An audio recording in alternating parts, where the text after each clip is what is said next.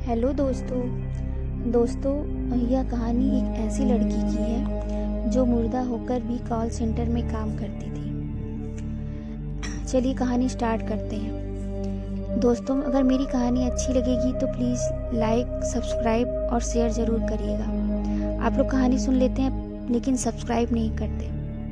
चलिए कहानी स्टार्ट करते हैं। यह बात एक गुड़गांव इलाके की है जो अब बदलकर गुरुग्राम हो चुका है। 80 के दशक में गुड़गांव बहुत ही वीरान और सुनसान हुआ करता था।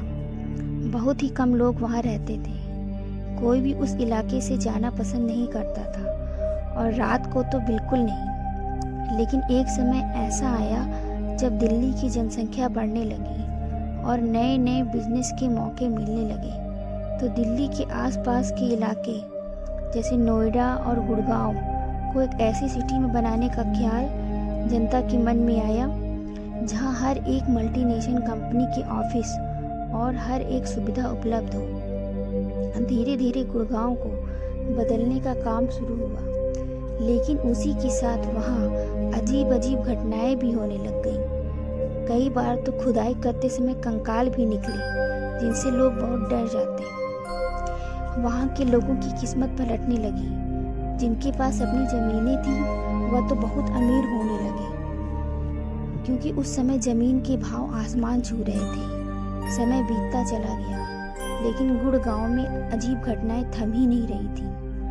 कारणों का पता लगाया गया और पता चला कि जब भारत में मुगल रहते थे तो उस समय इस इलाके में बहुत डाकू रहते थे जो गुड़गांव से जाते समय किसी भी मुसाफिर को लूट कर उसे मार देते थे और वहीं दफना देते थे।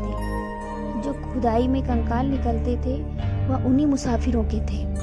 लेकिन समय बीतता चला गया और गुड़गांव गुरुग्राम में बदल गया। अब यह इलाका हर एक कंपनी के लिए बहुत अच्छा था। हर एक कंपनी के ऑफिस आप इस जगह देख सकते हैं। इसी दौरान एक कॉल सेंटर जिसमें बहुत से लोग काम करते थे उसका भी निर्माण हुआ। उस कॉल सेंटर में लड़की काम करती थी जिसका नाम था रोज, जो अपने काम को लेकर बहुत सतर्क थी और बहुत ही अच्छी तरह से काम भी कर रही थी। कई बार वह लगातार एम्प्लॉय ऑफ द मंथ का खिताब भी जीतती रही, जिसके कारण वह अपनी सीनियर अफसरों की नज़रों में बहुत लायक थी। उसकी टीम लीडर उसके काम पर लगातार नज़र बनाए रखती थी और देखती थी कि किस तरह वह कॉल सेंटर के ग्राहकों के प्रश्नों का उत्तर देती है।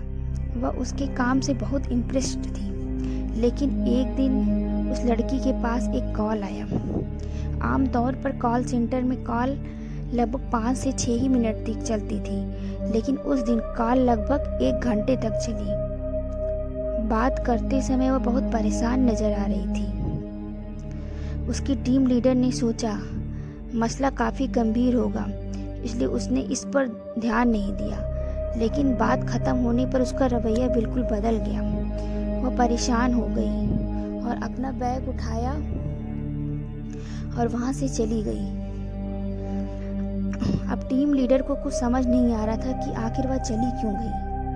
जानने के लिए उसने उसके आसपास के एम्प्लॉयज से पूछा तो उन्होंने जवाब दिया कि उसने सिर्फ इतना ही कहा कि मैं घर जा रही हूँ और वह चली गई। टीम लीडर ने सोचा कि मुझे उस नंबर की जांच करनी चाहिए जिससे कॉल आई थी। लेकिन जब उसने यह देखा तो उसे बहुत बड़ा झटका लगा, क्योंकि वह फ़ोन पर बात कर रही थी लेकिन सामने से कोई कॉल नहीं आया था। उसने इस बात को ज़्यादा गंभीरता नहीं लिया। अगले दिन जब रोज को कंपनी आना था तो वो वहाँ नहीं पहुँची। टीम लीडर को चिंता होने लग गई, क्योंकि पहले ऐसा कभी भी नहीं हुआ था।